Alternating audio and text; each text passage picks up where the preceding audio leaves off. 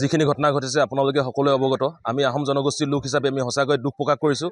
আৰু যিটো সময়ত 600 বছৰ শাসন কৰা এটা আহোম জনগোষ্ঠীক যিধৰণে শংকৰদেৱ সংঘই তুচ্ছ তাচ্ছল্য ব্যৱহাৰ কৰিছে, আমি সম্পূৰ্ণৰূপে ধিক্কাৰ জনাইছোঁ। যাতে আমি লগতে এটা কথা ক'ব বিচাৰিছোঁ, আমি চাব শংকৰদেৱ সংঘত থকা আমাৰ যি আহোম জনগোষ্ঠীৰ লোকসকল, আমি তেওঁলোকলৈ এটা আহ্বান জনাব বিচাৰিছোঁ, আপোনালোকে অনতিপলমে আমাৰ লগত সহযোগ কৰক, যাতে আপোনালোকে নিজৰ মূল সুঁতিলৈ ঘূৰি আহক।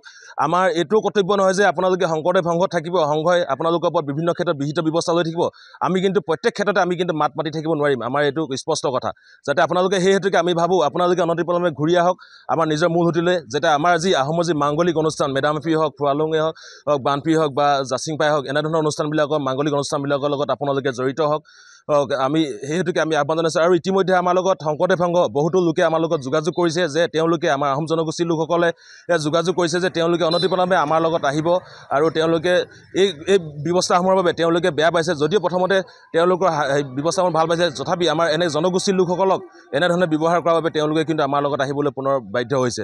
আৰু আমি এটা কথা ক'ব বিচাৰিছোঁ, যোৱাকালিও এটা সিদ্ধান্ত হৈছে যে যৌথ মিটিঙত যে শংকৰদেৱ সংঘত থকা আহোম জনগোষ্ঠীৰ লোকসকলক কিন্তু এতিয়াৰ পৰা OBCত যিটো আহোম বুলি প্ৰদান কৰা হয়, এই ক্ষেত্ৰত কিন্তু আমি এটা বাধা আৰোপ কৰা এটা আমি সিদ্ধান্ত গ্ৰহণ কৰা হৈছে। বিশ্বনাথ জিলাৰ গহপুৰ মহকুমাৰ অন্তৰ্গত বাঞ্চাও চন্দ্ৰ বৰুৱা নামৰ এজন ব্যক্তিক শ্ৰীমন্ত শংকৰদেৱ সংঘৰ তৰফৰ তেখেতক বহিষ্কাৰ কৰিছে।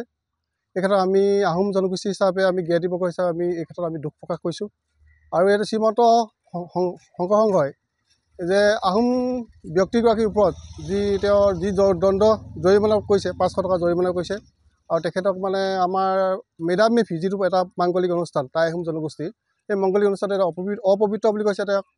সেইকাৰণে আমি টাই আহোম যুৱ পৰিষদৰ অসমৰ তৰফৰ পৰা আজি আমি মাৰ্ঘেৰিটা মহকুমা আৰক্ষী থানা আমি এখন এজাহাৰ দাখিল কৰিছোঁ। আজি কালি মৰাণত টাই আহোমৰ আটাইকেইটা সংগঠন যি যৌথ সভাই এই সিদ্ধান্ত গ্ৰহণ কৰিছে। আহোম জনগোষ্ঠীৰ ওপৰত বাৰে বাৰে অপমান কৰিছে শ্ৰীমন্ত শংকৰদেৱ সংঘই।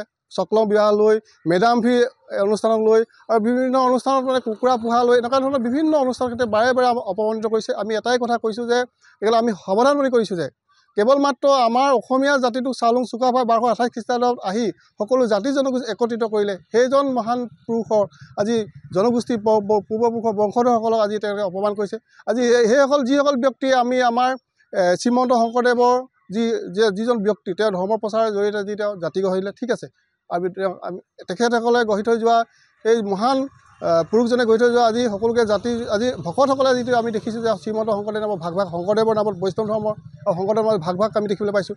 আৰু তেখেতৰ সংবিধানত আমাৰ কেইজনমান বন্ধু সতীৰ্থই আমি দাস কাৰ্যসূচীৰ দৰে কঠোৰ কাৰ্যসূচী ল'বলৈ বাধ্য হৈছে। তেখেতক আমি বাৰে বাৰে অৱগত কৰিছোঁ যে আমি অতি সময় আছে, আমাৰ এই ক্ষেত্ৰত আমাক ক্ষমা খোজক, যদি নকৰে তেনেহ'লে আমাক এই বিষয়ে স্পষ্ট কৰক কি হ'ল, এই বিষয়ে আমাক অৱগত কৰিব লাগিলে আমি সংবাদ মাধ্যমৰ জৰিয়তে আমি আহ্বান জনাইছিলোঁ। কিন্তু তেওঁলোকে বহিঃপ্ৰকাশ হৈছে আহোমৰ যিটো জনগোষ্ঠীৰ ওপৰত যি তুচ্ছ তাচ্ছল্য কৰাৰ কাৰণে আমি এটা বহিঃপ্ৰকাশ হৈছে। আমি এই ক্ষেত্ৰত আমি আদৰণি জনোৱা নাই যে সংবিধান যিখন শ্ৰীমন্ত শংকৰদেৱ সংঘৰ যিখন সংবিধান আমি দাস কৰিছে সেইটোক আমি আদৰণি জনাই। কিন্তু এটা কথা যে এনেধৰণৰ বাৰে বাৰে আমাৰ জনগোষ্ঠীটোক বাৰে বাৰে আমি প্ৰতাৰিত কৰিছে, জনগোষ্ঠীক অপমান কৰিছে।